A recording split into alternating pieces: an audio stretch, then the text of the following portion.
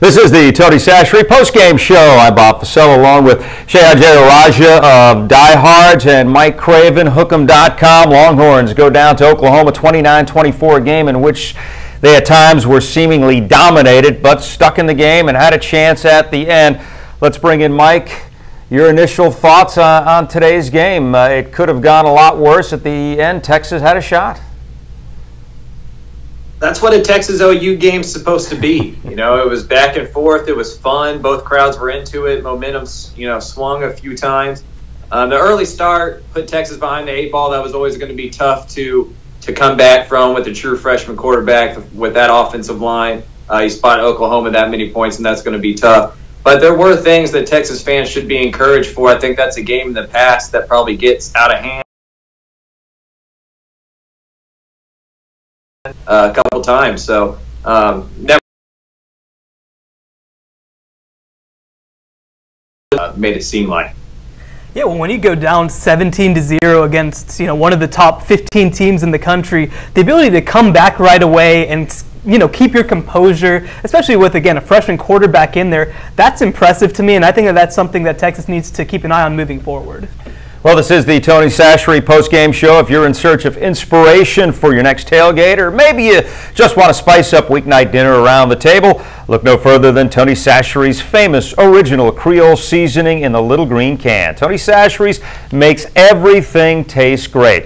Texas actually fell behind in this game 20-0, scored the touchdown before the end of the first half. Get back in it. Let's break down some of the players in this game, starting offensively. And by the way, before we do that, I just got to get this out as a Longhorn fan.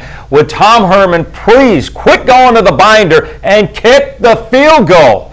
If they had the field goal, if they would have kicked it earlier in the fourth, it's a 2-point game, and then Texas just needs a field goal to win. But anyway, let's start.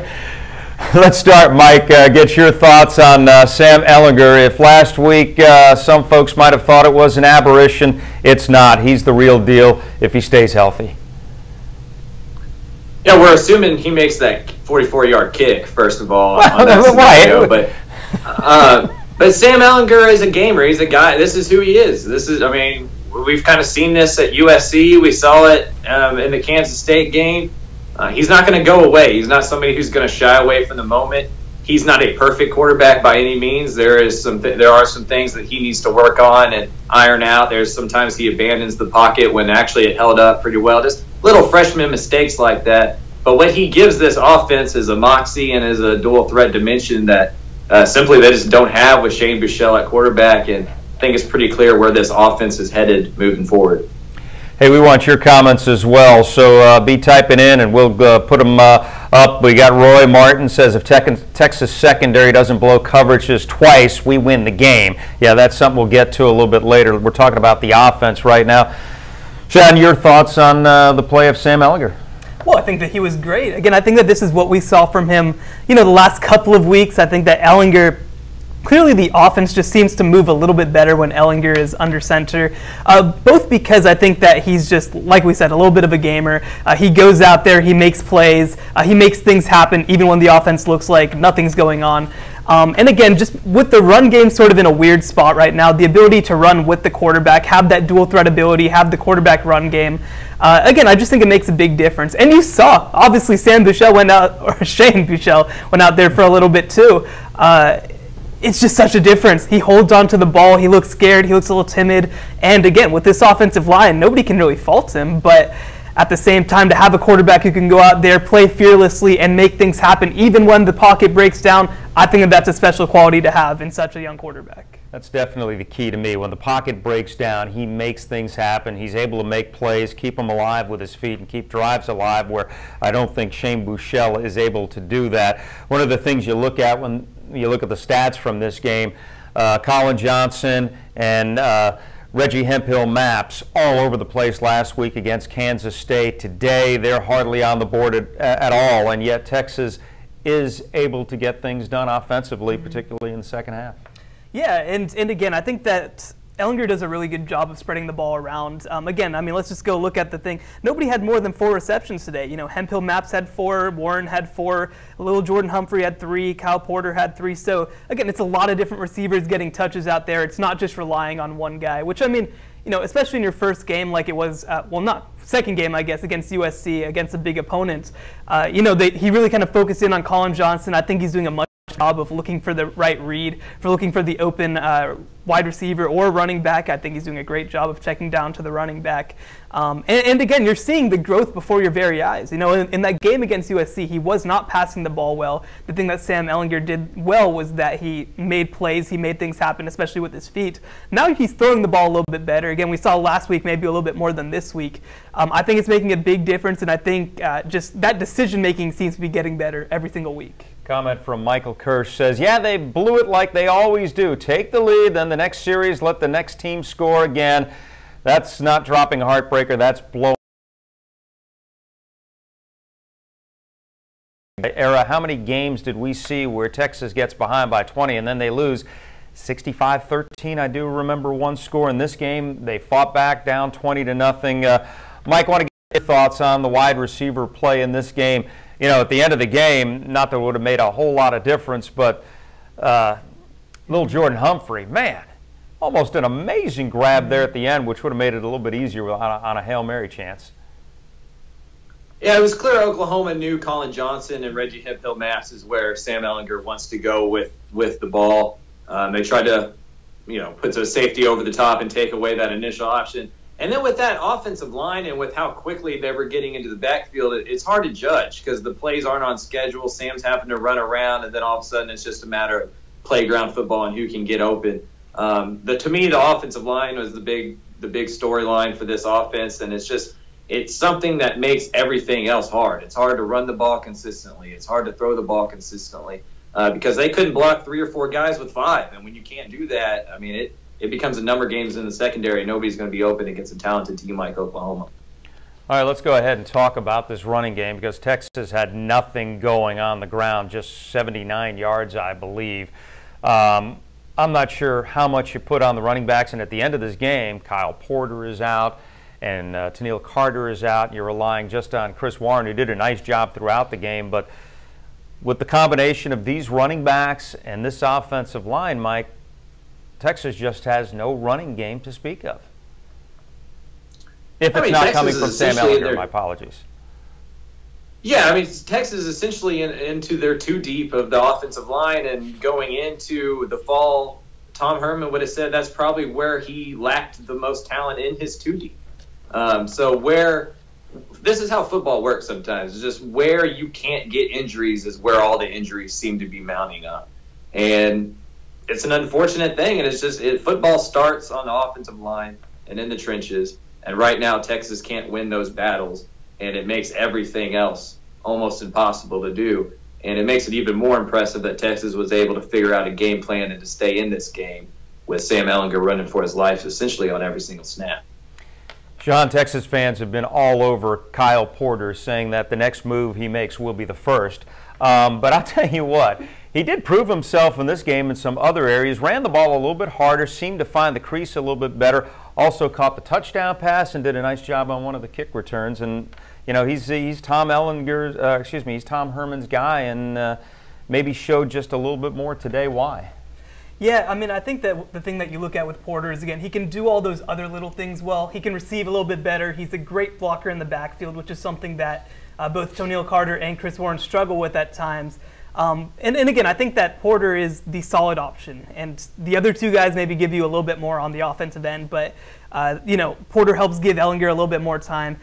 But again, it really just does look like the running backs aren't going to be able to carry this running game. Again, you finished with 3.6 yards per attempt for the team, and 106 of the team's 139 rushing yards that they finish with come from Sam Ehlinger. Again, you just look at all these other numbers, and it's not good enough. It's just plain not good enough. And again, the offensive line is a big part of that. Obviously, losing a couple of players again, perhaps during this game.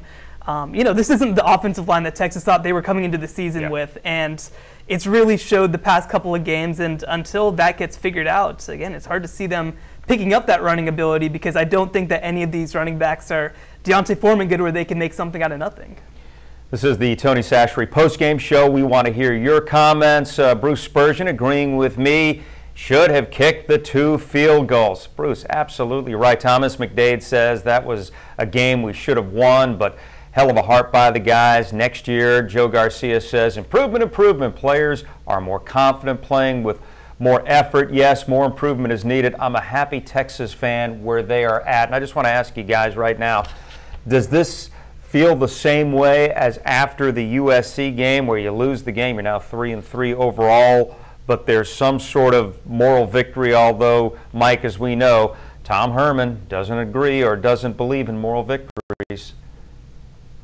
This is Texas. You're supposed to win football games. I mean, you have the talent to go out there and beat Oklahoma. You're in position to go out there and beat Oklahoma, and they're going to beat themselves up over that on Sunday. I don't think anyone inside the program feels good right now. From outside the program, being able to have somebody with perspective, I think there are good signs with Texas because, like we talked about, Texas does have a reputation of folding. They are considered a soft program by a lot of people outside of Austin. And so to watch them get down 20-0 against a senior quarterback with a freshman quarterback and make that a football game, the defense is going to give up a couple plays. I mean, that's the same team that went to Ohio State and beat the Buckeyes. And so, I mean, for UT fans, right now it's not going to feel very good. But this is a lot better football team than the one that lost to Maryland, and that has to be a good sign. Well, yeah, it doesn't feel good, and it shouldn't feel good because, like we said, this is Texas. This is a team that is supposed to go out and win football games. You're not just supposed to compete. But, again, you look at what they've done so far. They have obviously done some really nice things this season. Again, remember, this is a team that was 5-7 last year. They didn't make a bowl game. Tom Herman's come in, immediately made them competitive against some of the best teams in the country, top 10, top 15 teams, top 5, obviously, in some cases. They're going out there and, like we were talking about, they should have beat Oklahoma. They should have beat USC. And I mean, honestly, they should have beat Maryland week 1. And that performance was obviously, first game jitters, whatever it was. But this team has competed in every single game this season, even though it's played a pretty difficult schedule to this point. I don't know whether anybody could have seen them, competing the way they did against USC on the road. They go again and should have beat Oklahoma. Again, there's a process when it comes to building a team, and first you've got to compete in these games, and the next year you go out and win these games. And if this is sort of what you're building on at this point, these freshmen become sophomores, these sophomores become juniors, these juniors become seniors, and you try to build on what you're able to do here. And I think that in that way, Texas is building for the future, and I think it's in a way that's sustainable. I'm going to a little semantics here. You say should have. I'm going to say could have. They definitely could have won this game because they were completely outplayed. If you look at the stats, at one point, I think Oklahoma had 300 yards of total offense and Texas had 56. Again, want to go back to the comments. Alan Wiltsey Jr., I agree that they should have kicked the field goals. Would have been a different story. Luis Lopez, young offensive line, showed we can't throw the ball or can't get enough time to find a receiver. Defense got tired, couldn't get off the blocks in the first half, and all that came back to haunt Tom Herman and his team. And I agree with the fact that, thank God, that Sam Ehlinger can get out of the pocket and keep plays alive, Mike, because this Texas team, these close games might not be so close. Hey, you got a true freshman at right tackle, a former walk-on at right guard. You have a right tackle playing left tackle after like 2 weeks of playing that position. This isn't Madden. It's hard to plug and play guys. I mean, these are human beings that get reps and only have a certain amount of time in the spring and in the fall. And these, in a lot of cases, aren't the guys that got those reps because they weren't counted on. Derek Kerstetter wasn't getting a ton of reps early in fall because they never assumed Derek Kerstetter would need to be in this position. And he's having to learn on the fly, and you're going to get some holding calls, and you're facing an NFL draft pick on the other side, and this is what you get. You get a team that can't run the ball because they can't move anybody around, and it just has to become improvisation by Sam Ehlinger, and he did a good job, and the defense, I think, played a lot better in the second half, minus the blown assignment or two. But again, to me, it's just one of those games that Texas probably shouldn't have been in, and it's impressive that they were because we probably are talking about a blowout in a lot of cases when you just look at how these teams matched up. And one thing that I want to touch on, you mentioned the offensive line and not counting on these guys at least when the year started. Jake McMillan was out of this game, didn't play. Terrell Cooney stepped in and seemed to do a decent job. Let's go ahead and do a reset. This is the Tony Chachere post-game show following the Longhorns' 29-24 loss to Oklahoma. If you're in search of inspiration for your next tailgate, or maybe you just want to spice up weeknight dinner around the table, look no further than Tony Chachere's famous original Creole seasoning in the little green can. Tony Chachere's makes everything taste great. All right, let's go ahead and talk about this defense. First half, started this game, first quarter, nothing goes right. Shahan, they couldn't get to Baker Mayfield. The pass rush was non-existent, and Oklahoma jumps out to the 20-0 lead. I mean, the defensive linemen were getting whooped, and it wasn't pretty. Right. Well, again, you go down 20-0 against Oklahoma. That's not usually a place where people come back from. Obviously, Iowa State excluded.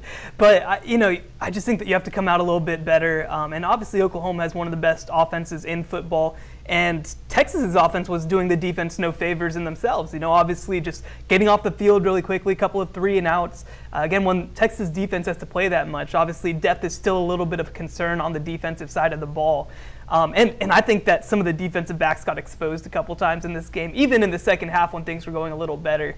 Chris Boyd, to me, had a really poor game. And obviously, there was Brandon Jones on that Mark Andrews touchdown where he just totally takes the wrong receiver, makes a wrong decision in that zone. Again, this is a work in progress, obviously, and again, Oklahoma is the #1 offense in the entire country. They have the best quarterback, to me, in the entire country. They have some of the best running backs and tight ends and skill position talent. This is a really good Oklahoma offense, so don't worry too much. Don't lose your minds over it or anything. But I do think that Texas, having to play against what is legitimately one of the best offenses in the country, it looked like it. And this Texas defense that really had done a good job of keeping teams underwater, it didn't quite show up the same way. Hey, Mike, I want to ask you about this defensive line. In the first half, got no pressure on Baker Mayfield. In the second half, they seemed to get a lot more pressure on him, made a difference. Of course, I'm not going to talk too much about Lincoln Riley's play calling, which I think kept Texas in the game. I'm like, what the heck are you doing? Throw the football. They're making all sort of mistakes defensively, but regardless, what did they do differently in that second half from a defensive standpoint to where they were able to get some pressure on Baker Mayfield? Well, they just held their gaps better. They played better responsible football along the defensive line. This defense is built for those guys to hold up blocks and allow the linebackers to go make plays. And I think where you saw the most improvement was between Malik Jefferson and Anthony Wheeler. Their play from the first half to the second half, because they were getting killed on those pool counter plays in the first half. They were getting stuck on blocks, and they found a way to get around them in the second half. But Poona Ford played better. Charles Omenihu has become a really bright spot for the Texas defensive line. And then we saw some flashes from Malcolm Roach today against the run that Texas has been wanting to see. We all know he can kind of get after the passer, play good on third down, but he hasn't been as consistent against the run. He made a few plays. And it was just a matter of, it just felt like Oklahoma came into the game coming off of a loss. And they were. And so they seemed motivated and ready to play in the first quarter. Texas was trying to figure out if they belong. And it seemed like it took a quarter or two for the UT football team to go, okay, we can play this game. They're not much better than us. And then you saw an even game after that. But that first quarter looked like an experienced and motivated team versus a team still trying to figure out their way. And that was the difference in the ballgame. I agree. Oklahoma came out and just seemed like they wanted to win this football game. The effort was there. How many times did we see guys, Baker Mayfield in specific, break a tackle and pick up an extra 3 or 4 yards? And Shahan, we saw it with Malik Jefferson on a blitz, get to Baker Mayfield but not make the play. And we also saw with Brecken Hager, didn't make the interception, and then he had a chance and whiffed at a sack. It seems like these linebackers were in position to make some plays specifically early in the game, and they didn't. Yeah, and I don't want to get too bogged down with missing some of these tackles on Baker Mayfield, because you know what? Baker Mayfield is one of the most elusive quarterbacks in the entire country. He makes those second chance plays. He has those second efforts. But yeah, you do have to look at some of these plays, especially I think that Hager interception, not getting that. I mean, if that's thrown right to him, you have to make that play. And I understand that he didn't expect it to come to him. He's not a guy who catches the ball.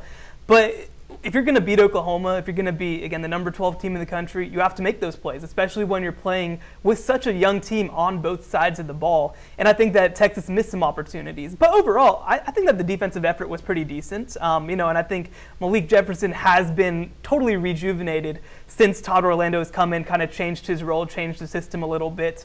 And again, I think the defensive line was still pretty good, although I do think that they struggled to, like we talk about, make those tackles at the line when they have those opportunities. All right, before we push forward, we do have to talk about these defensive backs and the blown coverages. On the first touchdown, it wasn't so much a blown coverage by Chris Boyd. He just didn't make the play. He was there. But on 2 of the touchdowns, Mike, clearly the Texas secondary has got to figure out what is going on here, because essentially I think this cost him the football game, having these defensive meltdowns in the secondary. Yeah, Oklahoma clearly picked on Chris Boyd and went into this game throwing that direction, and they wanted to isolate their tight ends on P.J. Locke, the nickel defensive back, who's a very good defensive back normally, but that's just a tough matchup for him. He's a smaller defensive back. They put a tight end on him. And then with the blown coverages, like we're talking about with Brandon Jones and stuff, that's kind of his MO, unfortunately. He's super athletic. He was a 4 or 5-star kid coming out of high school, has all the tools, but he hasn't quite put together the mental aspect of the game, staying disciplined. We saw a double move work against Texas, some play action stuff work against Texas. It's just over eagerness, trying to get into the box and make a play, and sometimes you just have to trust your teammates to make that play and stay in your spot. Holton Hill seemed to have a great game. I don't know where he was on the tackle, and Malik Jefferson led him in tackles, Shahan. But defensively, secondary, there's improvements to make. And to me, it just kills a team when you go on a 10 or 12 play drive, you score the touchdown, you go ahead, and then one defensive breakdown, and bam, there's a 50-yard touchdown pass. Yeah, and Holton Hill finished with 7 tackles, which was second on the team. I mean, that's a tremendous game from him. He just continues to get better. I think he's probably at this point Texas' best cornerback, obviously, along with Deshaun Elliott being Texas' best safety. But yeah, just these little breakdowns, and that's to be expected a little bit with a young team, and obviously playing a new system, new defensive coordinator, new assignments. But yeah, I mean, again, you talk about that Mark Andrews touchdown, and Brandon Jones just goes the total wrong direction, doesn't know where exactly he's supposed to be on that coverage, and Mark Andrews just walks it in for a touchdown. And Chris Boyd, again, it seemed like they really were picking on him. Baker Mayfield finished with close to 300 yards. They were able to take advantage of that secondary, and honestly, to me, the surprising thing was when Lincoln Riley stopped trying to take advantage of that secondary, because to me, Texas didn't have answers to when Baker Mayfield was throwing downhill. A big thank you to Lincoln Riley for keeping this a football game. I want to go back to the comment threads. Ryan Prelup says Shane would have won the game for Texas. Ryan, not sure what you're drinking, what you're smoking, but that was not going to happen. Not even close there. All right, this is the Tony Chachere post-game show. If you're in search of inspiration for your next tailgate, or maybe you just want to spice up weeknight dinner around the table, look no further than Tony Chachere's famous original Creole seasoning in the little green can. Tony Chachere's makes everything taste great. All right, Mike Craven, Hook'em.com. You are the recruiting guru. Texas was the home team, so the Longhorns were able to have their recruits at this game. I'm guessing they came away with a favorable impression. Didn't hurt Tom Herman at all with the loss. No, I think this would be a good time had by all. And, what you got to remember with the Texas OU game is only the home team can host the recruits. And a lot of these recruits are getting recruited by OU and Texas. So it's a way to get to that game and kind of visit OU as well, for some of those guys or whatever. But Texas picked up a commitment right before we came up on the air from a cornerback, Deshaun Jameson, out of Houston Lamar. He goes to the same high school as Anthony Cook, who's a 5-star defensive back who's choosing between Ohio State and Texas on October 28th. So I think they had it planned a little bit. He was set to announce at 6, so it was going to be one of those Texas wins on the field and wins in recruiting, or at least Texas gets a recruiting win. So some good news for Tom Herman and the Longhorns. They were able to add one of the top cornerbacks in the state. And as we saw against Oklahoma, Texas needs as much defensive back help as they can get. Well, now the Longhorns are 3-3. Doesn't get any easier. They come home next week. It's Oklahoma State, a team that just took apart Baylor today. And Texas secondary has got to figure out how to correct those mistakes, or Mason Rudolph is just going to tear them apart. Right. Well, again, when you talk about Oklahoma State, you start with those wide receivers. They've got 5 guys who on any given play can take it to the house. You're talking about, obviously, James Washington, perhaps the best receiver in the Big 12, if not the country. Tyrone Johnson, an LSU transfer, former 5-star player. He's made some nice plays for them. Jalen McCleskey, Chris Aitman. The list just goes on and on. I think that the key, and we saw this when TCU played against Oklahoma State, you got to get to Mason Rudolph, and you got to stop the run. And I think that Texas is poised to do both of those things. Their defensive line has played at a pretty high level, especially against some slightly more questionable offensive lines. And Oklahoma State has lost a couple of offensive linemen over the past couple weeks. So, when we talk about them struggling to get to Baker Mayfield, we're talking about Texas struggling to get to Baker Mayfield through one of the toughest offensive lines in the country. And the fact that they were able to do so in the second half has to bode well.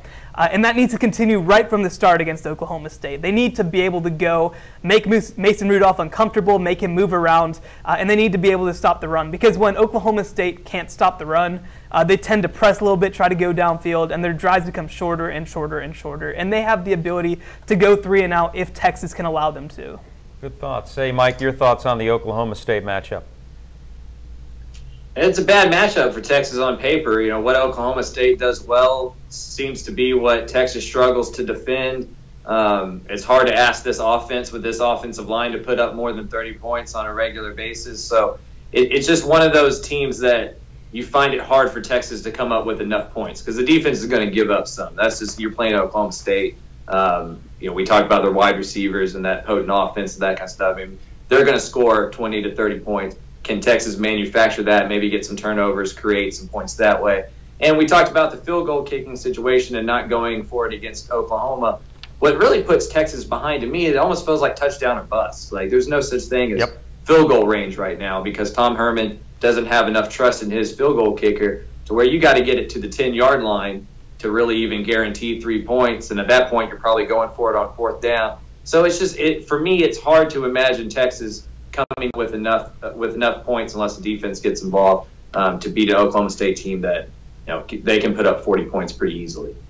By the way, Mike Gundy hasn't cut his hair. He's still got the mullet, right? Of course. Wow. Come on. He trimmed it, I think.